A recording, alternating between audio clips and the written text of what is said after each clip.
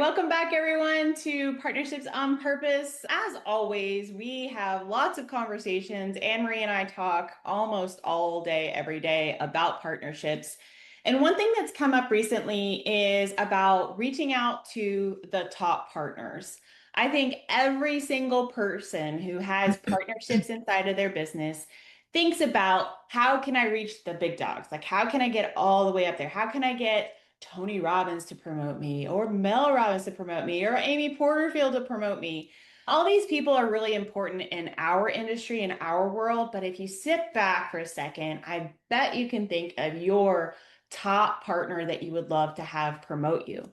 So we're going to talk about that today. How do we reach out to these really huge, big fish and ask them to promote smaller businesses and people who haven't necessarily been in the partnership world before? So we're just going to open it up. We don't necessarily have exactly what's going to come out on this episode, but as typical, something amazing will. So, Anne-Marie, you were telling me a story earlier about one of our past clients who wanted to reach out to Mel Robbins. Open up that story, tell us a little bit about what happened, and we'll kind of go from there. Yeah, absolutely. So we had a specific mandate. We were running partnerships, and partnerships means anything from, an email, a podcast exchange, all that. So we were working specifically on a podcast strategy with this client. And when they shared their wish list with me, there was like all of these big people, and I'm like, oh my God, like Mel Robbins was one on the list, right? And I'm like, I don't know, like we could try, right? So what we did is we carefully crafted. So it wasn't a generic cold outreach email. It was something very, very specific that came from me, but literally spoke about our client's business, and said why we think they would be a good fit. So taking that extra time, just not to say, hey, I want to be on your podcast, but hey, this is who we are. This is what we do. This is how we think this person would be a good fit. So I'm like, you know what? We have nothing to lose. Let's just send it out. And lo and behold, I was so blown away. Within 24 hours, we actually heard back from her team, which was unbelievable, right? Like, I'm like, wow, this is.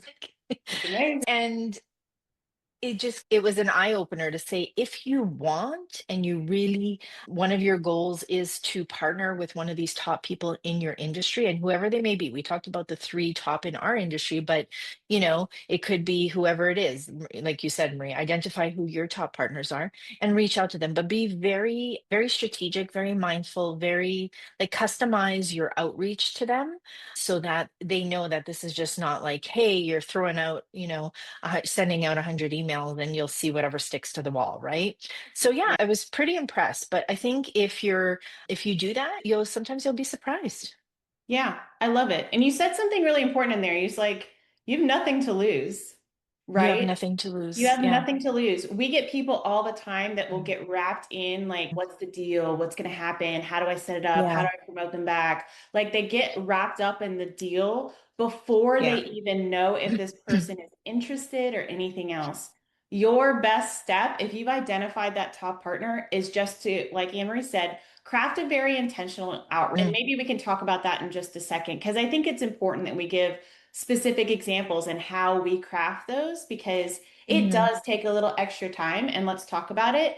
But at the end of the day, you have nothing to lose. Don't sit on it. Don't wait mhm, until the perfect time. Don't wait until it's Monday morning. Hopefully, it pops up at the top of their inbox, blah, blah, blah. mhm. We've talked about this in so many different episodes. Follow up, follow up, follow up again. Like that's the gold right there. But if you never start in the first place, you're never going to get those top fish. Like it's just not Yeah. going to happen. So definitely do your outreach. And yeah, you have nothing to lose. Like Yeah. worst they're So going to do say your is out. no. Yeah, exactly. And I just want to take a step back because it kind of brought me Yes. back to my corporate days. I think we talked about, my background is in sponsorships. I was running sponsorships for a big company based in Canada. And one of the things I realized is because people were always sending me emails, hey, sponsor my event. Hey, sponsor my this, sponsor my that. And I would get so many emails, right? Because they wanted our money, they wanted us to sponsor, support them. Now, the emails that caught my eye are the ones that were intentional, the ones that the people did their homework. So the same thing applies in the Mhm. partnership world. So if we go back to what is an intentional email, what are you putting in it? What I would highly recommend to people is do your homework, do your due diligence, look up the person, read what they're about, do all of that because then you can put that in your outreach email, right? I'll give you an example. When, I started my business years ago, one of the things that I did is I decided to give a certain percentage of my revenue to specific charities. That was part of my Mhm. business model. And that was on my website. And I had chosen two specific charities that are near and dear to my heart. And I remember one person reaching out to me and saying, I love this. Like they actually took the time. So I knew that they went on my website. I knew that they read through who Mhm. I am, my background, looked at that. So they were very intentional about their outreach. And I think that's really important when you're doing partnerships or when you're reaching out to your top partners or your wish list or whatever you want to call them, that you're taking the time to do your homework, right? So Yeah. what do they do? Who are they? What are their offers? And sorry, not only that, because anybody can do that. The most important thing is how do you think you can partner together? Give some Yeah. examples, right? Yeah. So, hey, I was looking at this. It looks like you have, I don't know, an offer in, you teach people how to monetize on Instagram. We'll just use that as an example, right? Hey, I do LinkedIn. I think there's a good fit here. Maybe we can do something together. Like, be very intentional about what you see in terms of a partnership because now they know you put some thought behind it. Yeah, 100%. And we have this really beautiful thing that's happened over the last couple of years. I'm gonna like caveat this in. When Anne Marie and I started doing personal outreaches 2018 plus, we didn't Mhm. have this wonderful thing called AI that's Oh my right God. here. Like game changer, my Hmm. Hmm. friends. Hmm. Like go in there, get your best friend going. Okay, it's Anne Marie's best friend for real, a boyfriend now, I think, right? Like, so get that going and make it intentional. You can do your research quickly. I'm gonna add a couple things here because I always think of AI as 80% AI, the 20% needs to be never copy paste and send. Like that's just not how we do personalization. But we can use AI to craft a really important and intentional email to somebody to do outreach. Then be the that reads over it, make sure it sounds like you, your voice, all the things. Make sure you spot check the facts. This is all disclaimer stuff. I think everybody's been using AI enough now to know that's a thing. But our personalized outreaches can happen faster and more intentionally, Hmm. and almost to all of the partners that we are sending it out to now because we have a standard template. We have a prompt that we'll put into AI and say, hey, I want to reach out to this person. Here's what I think it needs to happen. Please craft a really intentional email. And we take the time to do that. In our world, often we'll use our VA to do that 80%, talk to AI, draft it, and then either Anne Marie or I will be the people who go and read it again and make sure it fits and it's in our voice and then send, which means even more, just make it happen. Send it out there and then do your follow up from there. But I was thinking about you like pulling all these pieces, reading the websites and stuff. Now Hmm. we'll pop the website in, it'll pull out all the important things that we know we want to mention. And then I always like not only those things, but also if there's something personal that you can mention, and this is all public knowledge, right? Like not anything Hmm. crazy. Hey, your book just launched. I love that. So good. Oh, I just saw you got married. Oh, your kid just graduated high school. Like Yeah. any kind of connection that you can make. I will often touch base if somebody has been traveling. It's important to me. Hey, I just saw you got back from Europe. Whatever you can do to say, oh, yes, you see me, but we're bringing it in from the fact that we're taking the intention to do our outreach. So, Hmm. biggest thing, let's get back to some of our points is like etiquette of outreach to these top partners. First, personalization all the way around. And then just remember, especially for the top people, it's probably not that person technically that's going to be answering that email. You're going to get an assistant, and that's completely Yeah. fine.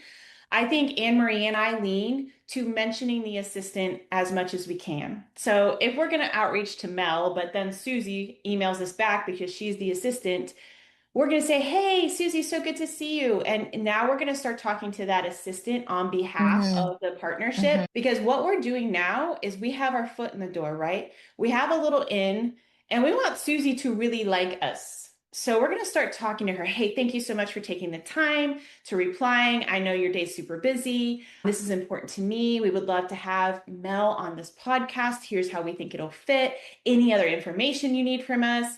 Like we now want to get that assistant enrolled. We don't want Yeah. to talk around her and be like, oh, can we actually get to like that's not happening, friends. You're not actually going Yeah. to start talking to those top people, Yeah. but you've got the in to the person who has the calendar. So remember Yeah. that your topics and your conversations might switch. And I think that's important to remember that you need to connect with the person who is actually having the conversation back and forth with you. What I else? love that.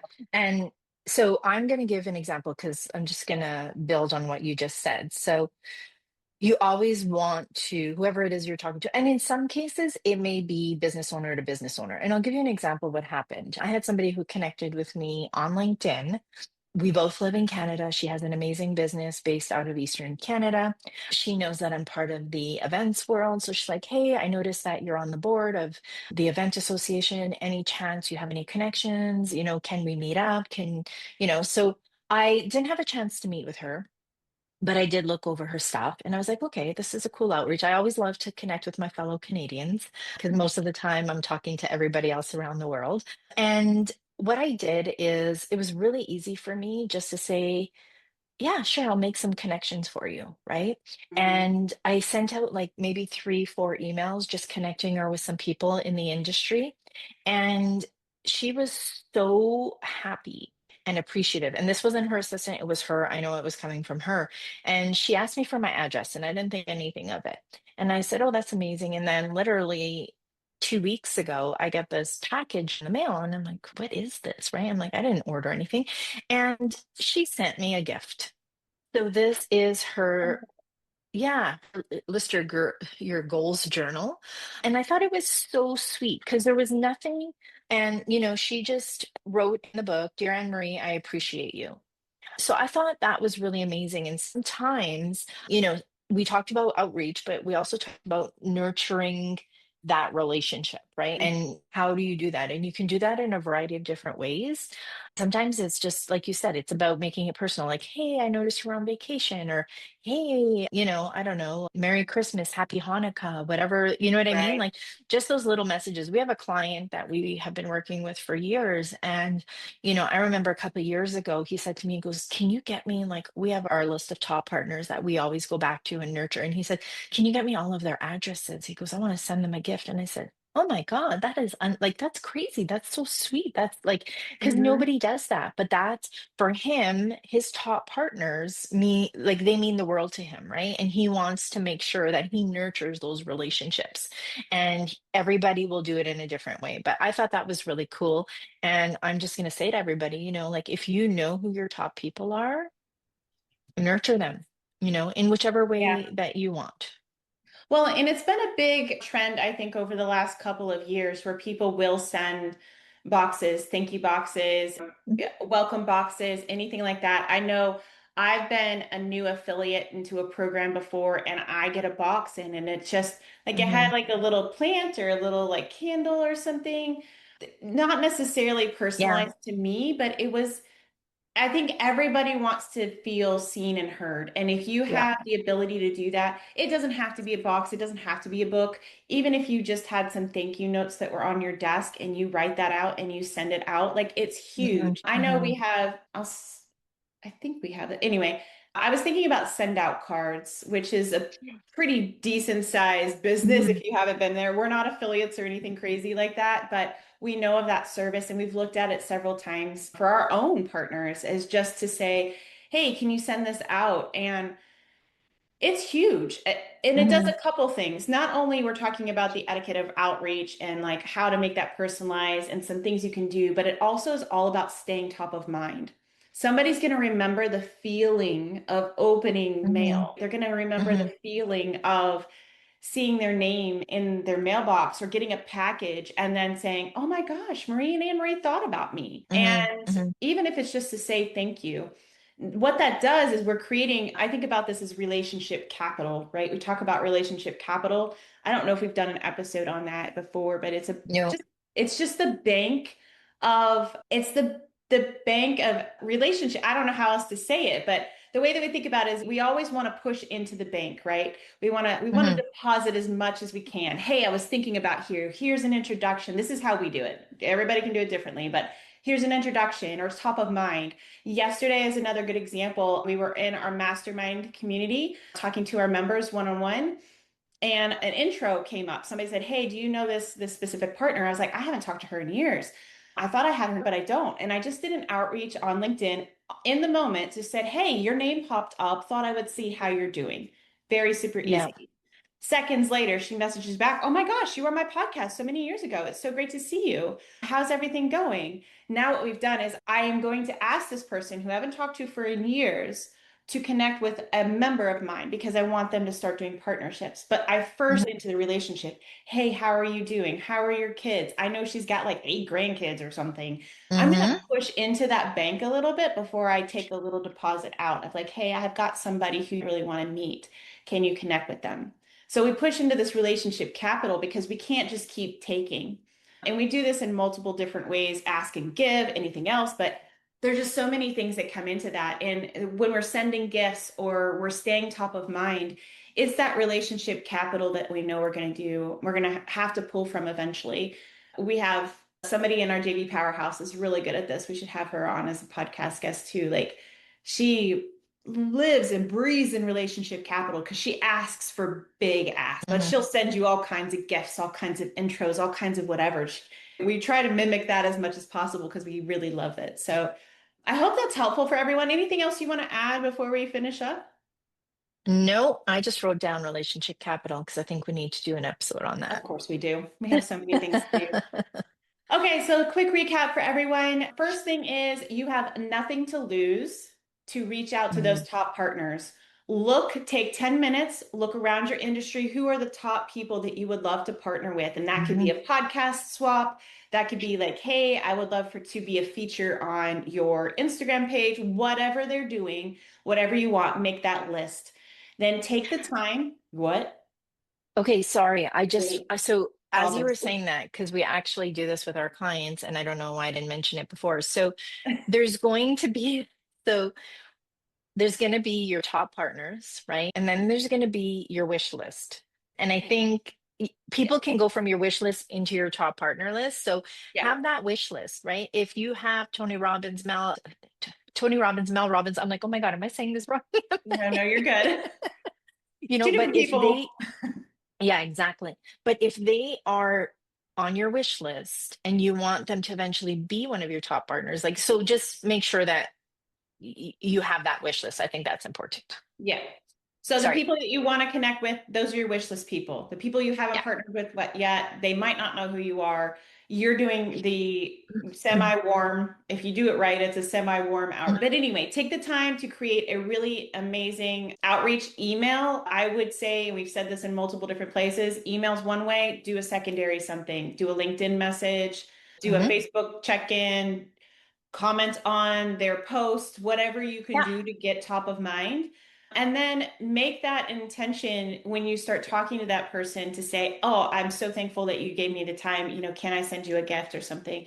I think it just keeps us all top of mind, but then also we're pushing into that relationship capital. So that's some ideas. Thank you guys so much for being with us and chatting along. If you have other ways that you push into relationship capital, like just let us know because there might be some other topics that we can go over there. Thank you so much. Awesome. Thanks.